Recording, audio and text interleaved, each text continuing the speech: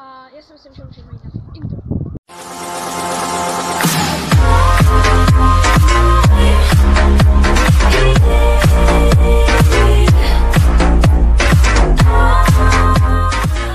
Takže crane se vlastně používá, když na nějakých malých zdích, já to teda dělám na nějaké koze, nebo ani nevím, jsem teda na mojí zahradě, no a jdeme na tu taktiku.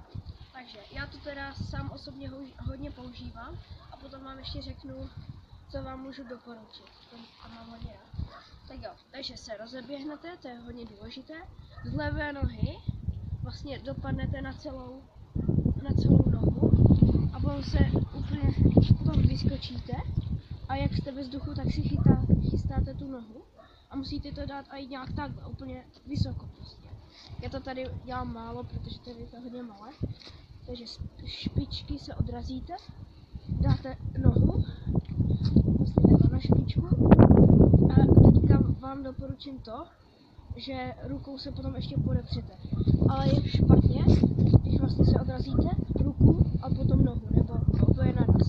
První nohu a já tam ruku dávám až potom. A ruka je k tomu, abyste vlastně nespadli, protože někdy můžete dopadnout za okno a prostě jste je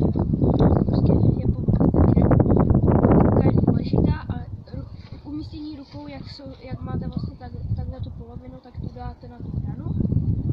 No a palec dáte takhle dolů, takže takhle. A s ní i tahle polovina jde dolů, takže takhle. A to se vlastně chytíte až potom. A abyste prostě nespadli. Takže lidi, pro tenhle tutoriál to bude vše a čus.